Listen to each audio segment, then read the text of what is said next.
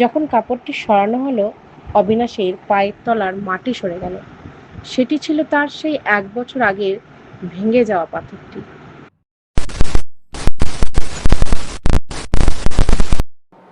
আমাদের মধ্যে অনেকেই আছেন যারা জীবনের কোনো এক পর্যায়ে এসে ভাবেন, আমাকে দিয়ে কিছুই হবে না, আমার ভাগ্যটাই খারাপ, সবাই আমার চেয়ে অনেক ভালো পজিশনে আছে।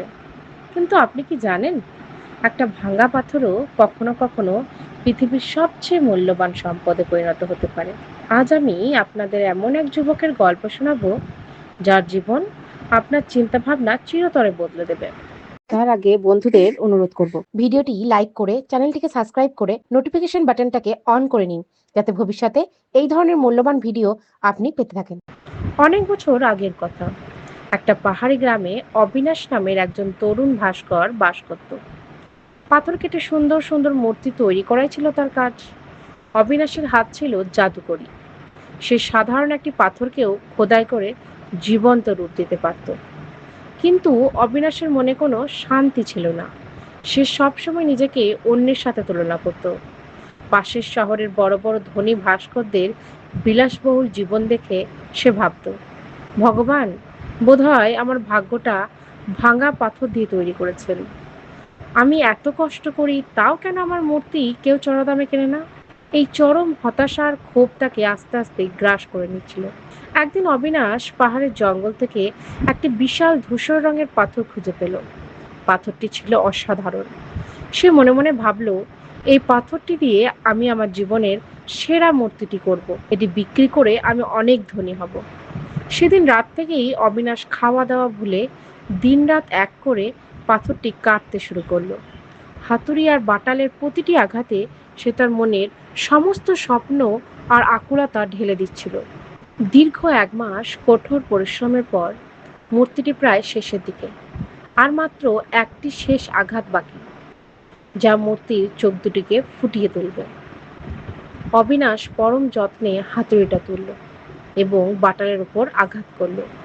কিন্তু ঠিক তখনই একটা চরম বিপর্যয় ঘটে গেল।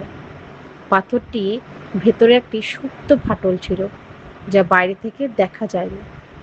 অবিনাশের শেষ আঘাতটি লাগার সাথে সাথেই পুরো মূর্তিটি মাঝখান থেকে আড়াআড়িভাবে ভেঙে ২ টুকরো হয়ে মাটিতে লুটিয়ে পড়ল। মূর্তির এক পাশের মুখটা পুরোপুরি চূর্ণ বিচূর্ণ হয়ে গেল। অবিনাশ স্তব্ধ হয়ে দাঁড়িয়ে রইল। তার ১ মাসের রক্ত জল করা পরিশ্রম, তার বড়লোক হওয়ার স্বপ্ন সব এক মুহূর্তে ধূলিসাৎ হয়ে গেল। সে মাটিতে বসে চিৎকার করে কাঁদতে লাগলো। সে হাতুড়িটা দূরে ছুঁড়ে ফেলে বলল, আমি জানতাম আমার ভাগ্যটাই খারাপ, আমি কোনোদিনও সফল হতে পারবো না। ঈশ্বর আমাকে ধ্বংস করতে চান। পরের ৩ দিন অবিনাশ ঘর থেকে বের হলো না। খাওয়া দাওয়া ছেড়ে দিয়ে সে শুধু অন্ধকারে ঘরের কোণে বসে রইল। সে সিদ্ধান্ত নিল, সে আর কোনোদিন পাথর ছোঁবে না, কোনোদিন মূর্তি বানাবে না।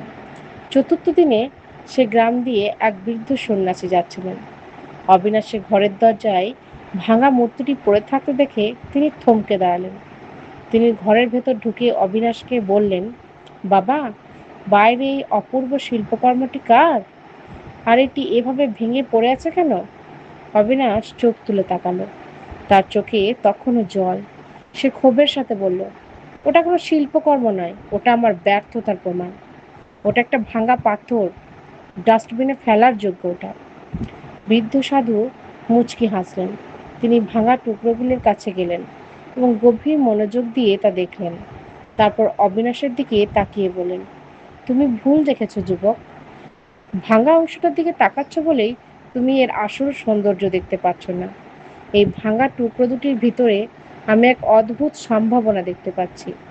তুমি যদি অনুমতি দাও, আমি এটা আমার আশ্রমে নিয়ে যেতে পারি? অবিনাশ অবজ্ঞার সুরে বলল, নিয়ে যান, ওটা আমার কোনো কাজের না। ঠিক ১ বছর পর অবিনাশ তখন মূর্তি বানানো ছেড়ে দিয়ে গ্রামের এক মুদি দোকানে কাজ করে। তার দিন কাটছিল একঘেয়েমি আর হতাশায়। একদিন শহরের এক বড় ব্যবসায়ী অবিনাশের খোঁজে সেই দোকানে এলেন। ব্যবসায়ীটি অবিনাশকে বললেন, আপনিই কি ভাস্কর অবিনাশ? আমি শহরের আর্ট গ্যালারি থেকে আসছি। আমাদের গ্যালারিতে এই মুহূর্তে একটি মূর্তি প্রদর্শিত হচ্ছে, দেখার জন্য দেশের বড় বড় রাজা বাদশারা ভিড় করেছেন। সেই মূর্তিটির নিচে ভাস্কর হিসাবে আপনার নাম লেখা আছে। অবিনাশ অবাক হয়ে গেল। সে বলল, আপনি ভুল করছেন। আমি 1 বছর ধরে কোনো মূর্তিই বানাইনি। ব্যবসায়ী জোর দিয়ে বললেন, না, আমি ভুল করছি না। আপনি নিজেই চলুন আমার সাথে। অবিনাশ কৌতূহল ধরে রাখতে না পেরে শহরের সেই আর্ট গ্যালারিতে গেল। গ্যালারির ঠিক মাঝখানে একটা বড় লাল কাপড়ে ঢাকা মঞ্চ ছিল। চারপাশে আলোয় ঝলমল করছিল। যখন কাপড়টি সরানো হলো, অবিনাশের পায়ের তলার মাটি সরে গেল। সেটি ছিল তার সেই 1 বছর আগের ভেঙে যাওয়া পাথরটি। কিন্তু এখন সেটি আর ভাঙা অবস্থায় নেই। সেই বৃদ্ধ সাধু ভাঙা অংশটিকে ফেলে দেননি। তিনি অন্য একজন দক্ষ কারিগরকে দিয়ে মূর্তির সেই ভাঙা ফাটলগুলোর মাঝখানে গলানো খাঁটি সোনা ঢেলে দিয়েছেন। সোনার সেই চকচকে রেখাগুলো মূর্তির ভাঙা অংশগুলোকে জুড়ে দিয়ে এমন এক অদ্ভুত রূপ তৈরি করেছে, যা পৃথিবীর কোনো আস্ত মূর্তির পক্ষে সম্ভব নয়। ভাঙা দাগগুলোই এখন মূর্তির সবচেয়ে বড় সৌন্দর্য এবং শক্তির প্রতীক হয়ে উঠেছে। মূর্তিটির নিচে একটি চমৎকার লাইনে লেখা ছিল, আঘাত আমাদের ভেঙে দিতে পারে, কিন্তু আমরা যদি ঘুরে দাঁড়াই, তবে সেই ভাঙা দাগগুলোই একদিন আমাদের সোনার মতো উজ্জ্বল করে তোলে। বন্ধুরা, অবিনাশের এই গল্পটি আসলে আমাদের সবার জীবনের গল্প। জীবনে কোনো না কোনো মোড়ে এসে আমরা কোনো বড় ব্যর্থতা, সম্পর্ক ভেঙে যাওয়া বা আর্থিক ক্ষতির কারণে মানসিকভাবে ভেঙে পড়ি। আমরা ভাবতে শুরু করি যে আমাদের জীবনটা শেষ হয়ে গেছে, আমরা আর কখনো উঠে দাঁড়াতে পারবো না।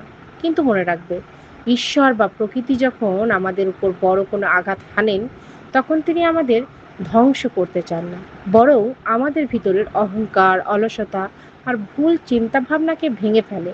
সেখানে নতুন করে খাঁটি সোনা ঢেলে আমাদের আরও শক্তিশালী করতে চান।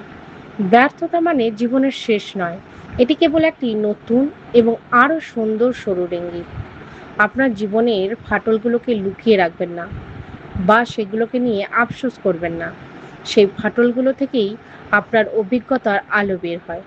আজ আপনি যেখানেই থাকুন না কেন, যে অবস্থাতেই থাকুন না কেন, উঠে দাঁড়ান, নিজেকে নতুন করে করুন। কারণ ভাঙা পাথরও যদি ইতিহাস তৈরি করতে পারে, তবে আপনি তো একজন রক্ত মাংসের মানুষ। আপনি কেন পারবেন না? নিজের ওপর বিশ্বাস রাখুন, লড়াই চালিয়ে যান, জয় আপনারই হবে। গল্পটি আপনার কেমন লাগলো কমেন্ট করে জানাবেন। চ্যানেলটা সাবস্ক্রাইব করে আমাকে একটু উৎসাহ করুন, যাতে আরও ভালো ভালো ভিডিও পরবর্তীতে আনতে পারি। ভালো থাকুন, সুস্থ থাকুন। ধন্যবাদ।